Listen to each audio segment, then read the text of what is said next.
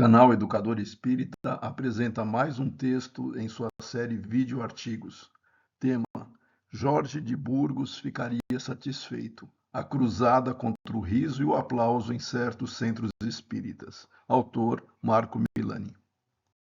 Eventualmente, observam-se em algumas casas espíritas restrições ao aplauso após palestras ou outras apresentações públicas.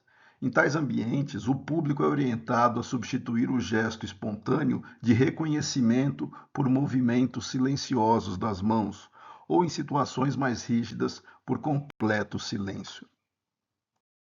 O expositor, ao final, permanece sem qualquer indicativo claro da recepção de sua fala, como se a expressão natural de apreço representasse risco à harmonia espiritual do ambiente. Essa preocupação com a contenção de manifestações espontâneas está longe de ser uma inovação de alguns espíritas.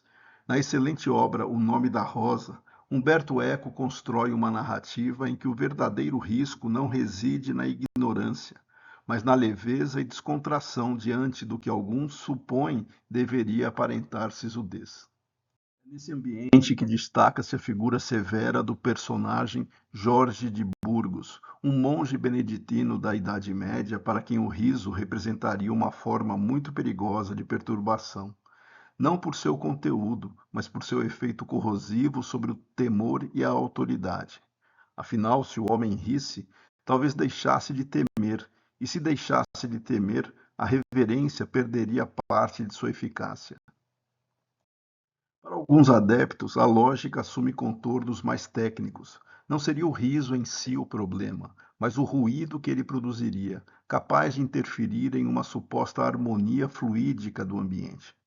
Guardadas as proporções, o paralelo permanece sugestivo.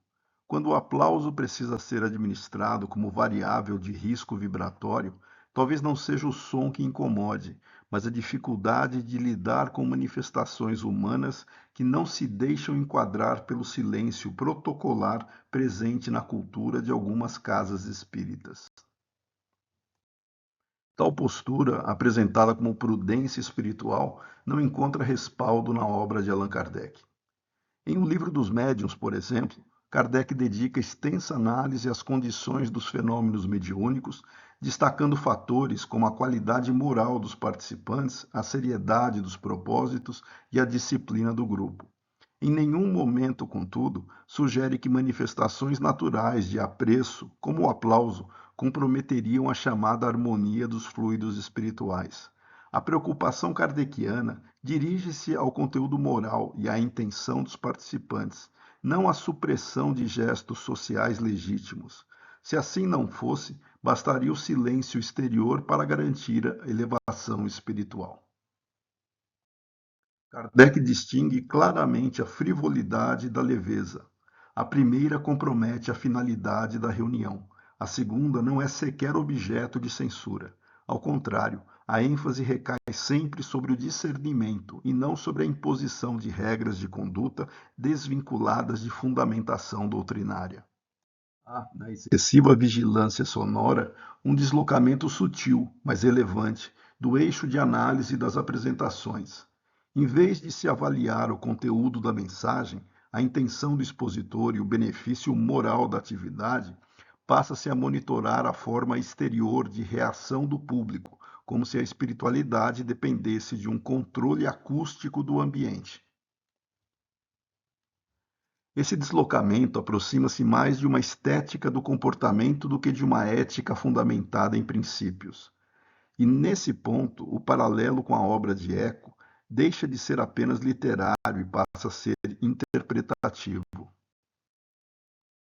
Não se trata, evidentemente, de defender o aplauso indiscriminado ou de ignorar que certos ambientes requerem sobriedade silenciosa. A questão é outra. Trata-se de reconhecer que a elevação espiritual não decorre da supressão sistemática de manifestações humanas legítimas, mas do aprimoramento moral que lhes dá sentido. Quando a forma passa a prevalecer sobre o conteúdo, corre-se o risco de transformar a disciplina em formalismo e a prudência em rigidez infundada. Em última instância, a pergunta que se impõe é simples: O que efetivamente desarmoniza um ambiente espiritual? Um breve aplauso de reconhecimento ou a substituição da espontaneidade por um conjunto de práticas cuja justificativa repousa mais em tradição local do que em fundamento doutrinário claro? A resposta, ao que tudo indica, não se resolve no plano do ruído, mas no da coerência entre princípios e práticas. Este artigo está disponível no blog Educador Espírita pelo endereço apresentado.